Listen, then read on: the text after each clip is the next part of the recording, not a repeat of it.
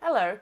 So, for March, the main vlog I'm going to do is reading books that are based, or that are, it's one of those, like, if you liked this book, read this book challenges, but it's like, if you liked this TV show, read this book. And so, my four favorite TV shows that I'm going to use for this challenge is Supernatural, Once Upon a Time, The Good Place, and a show called The Librarians, which I watched on streaming, and I liked the finale, but I really wish it hadn't ended. Anyway, so for the book to read based on Supernatural, I was originally recommended a Neil Gaiman prompt, like a Neil Gaiman book, but with all the stuff that happened with Neil Gaiman, I decided to go with this one instead. It's called Trail of Lightning by Rebecca Roanhorse. Yeah, this is a girl who's a monster hunter, supernaturally gifted killer. I used those buzzwords to tell myself that I should go for this. Yeah, so I'll get more into what these are about as I read them. But yeah, so I've got Trail of Lightning for Supernatural. And then for the book to read based on Once Upon a Time, I went with one that was already on my shelves because I'm trying to read down my TBR as well in these challenges. And for that, I went with After the Forest by Kel Woods. Yeah, so this has the same fairy tale vibes as Once Upon a Time. And yeah, so I thought this would work for that one. And then for The Librarians, I went with the 113th Assistant Librarian. This is essentially about someone who ends up in a magic library and has to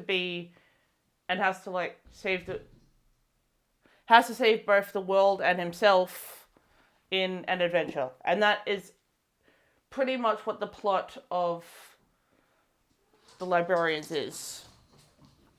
They basically all come together after their lives have been threatened, and then they end up working in a magical library. So I figured that's the perfect plot for that one. And for The Good Place, I had a few options for this one, but I decided to go with Opposite of Always by Justin A. Reynolds. This is about, this has the time loop element of The Good Place. It's about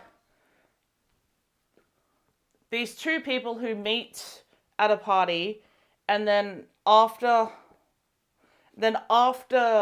one of them dies, the other one gets sent back in a time loop, over and over, to try and save the life of this woman that he loves. So yeah, it's got the time loop elements, and yeah, he keeps having to change it. But yeah, so these are the four books that I'm going to read for this challenge. I'll probably start with these two because these ones are due back at the library and the other two I own. But I'll catch you when I've started one of them. Bye! Hello! So, it is now... Let me just put you on something. I realized this is actually a bad way to hold up the... Okay, look, hold on.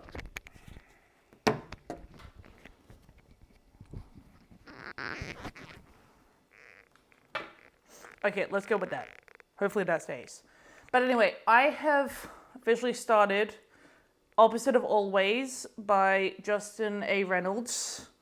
And this is compared to The Good Place because of the time loops. And I'm 140 pages in, and it's now officially doing the first time loop.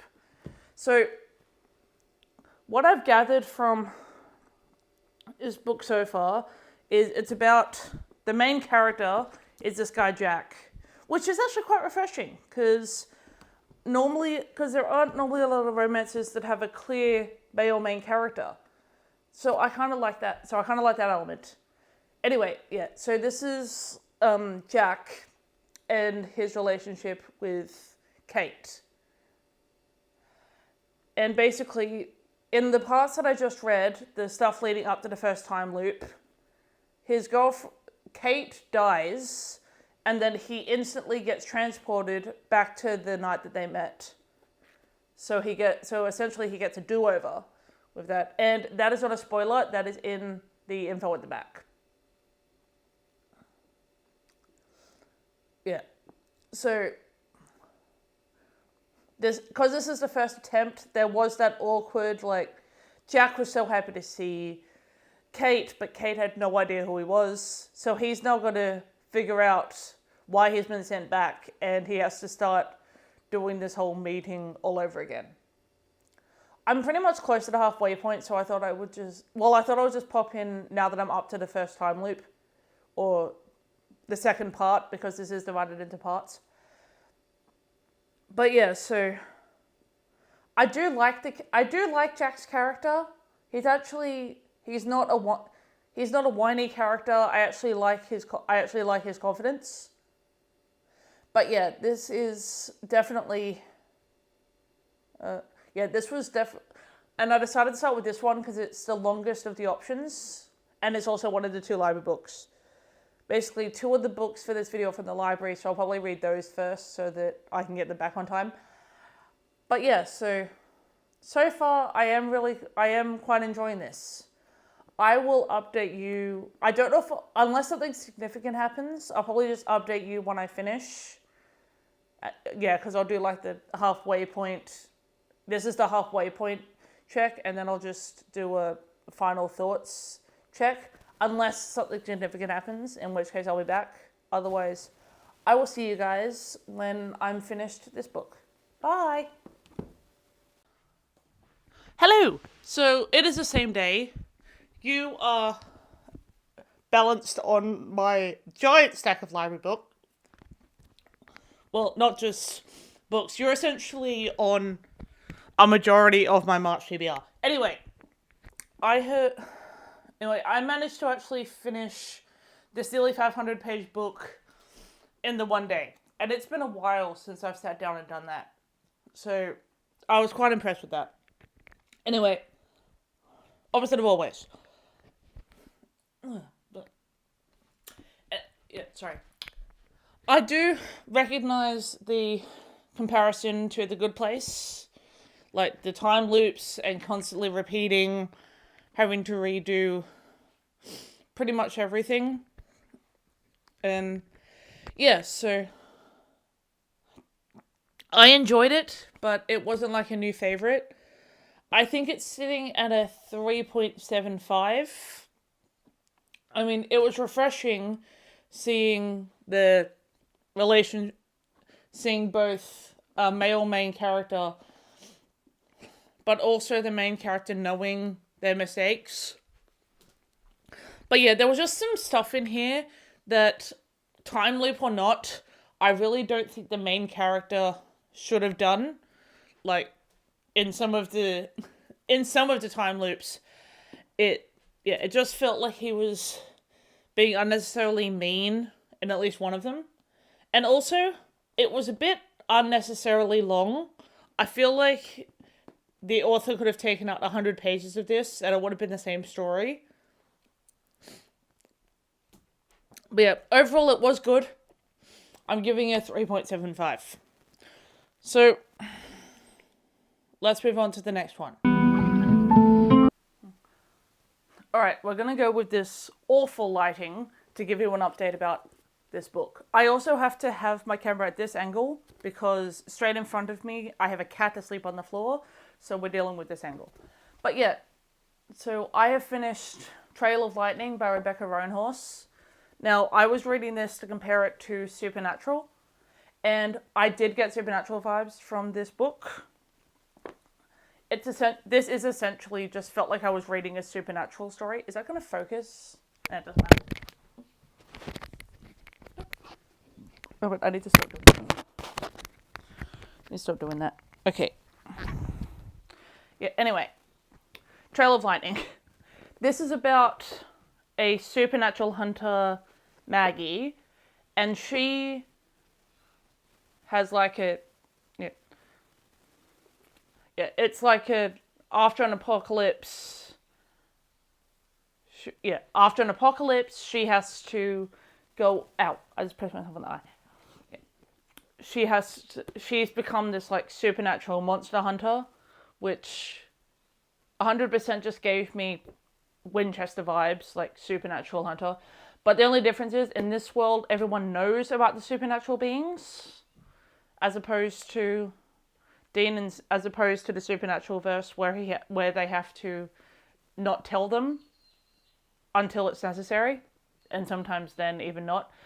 But yeah, this was quite well done. I gave it a 4. Yeah, so yeah, I gave this a 4. It was quite well done. It didn't quite hit 5, but I do appreciate it for what it is, so it's getting a 4. And let's move on to the next video to the next book in this video. So I have started the audiobook for Into the Forest. Oh, sorry, After the Forest by Kel Woods. I'm reading this one because of Once Upon a Time. God, this lighting is awful. But yeah, it's because I normally have the camera in front. It's because I have to change the angle of the camera. Anyway, I think I'm like a third of the way into After the Forest on the audiobook. This is essentially a retelling of Hansel and Gretel. So like what happens after the witch's cottage and they grow up. I realized that I don't actually like Hans as a character. He is essential. The bit where I finished on the audiobook is Hans essentially pimped out his sister, like forced her to marry this guy so that the debts that he built up, the gambling debts and all the other debts, will be paid off if he can pay all them off if his sister marries this person that he owes money to. And I don't like that vibe that he's essentially pimping out his sister for, I don't even know. But yeah, the point is, but I am liking everything else about it. I just don't like Hans as a character. He might get better, but I'm not far enough in to know. But yeah, I do like Greta as a character, and I like the overall story. It's essentially Greta's become a baker, but she also has like a grimoire, and she's learning witchcraft, which she combines with her baking. And so I am quite liking the vibes of this book so far, and I will keep you updated when, I don't know if I'll update you before I'm finished, but I will update you at the end and just tell you my thoughts. Alright, see you soon. Bye. Hi, so I have finally finished the last book for this video, and you're getting a handheld shot because because you all need to see this part of me, because because it's so hot here that I'm currently not wearing any bottom half, so you're only getting from here up for this outro. But I have finally finished the 113th Assistant Librarian by Stuart Wilson.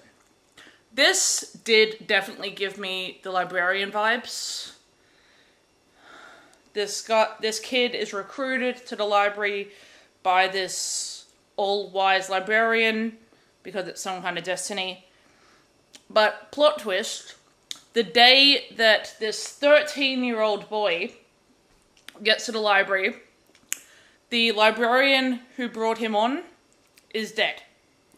So suddenly, this 13-year-old boy is in charge of is suddenly promoted to head librarian in the span of a few hours. But yeah, I did really enjoy this one, but I only gave it a 3-star because it's a lot like all the other middle grade fantasy. It's not that much different to any other middle grade fantasies I've read.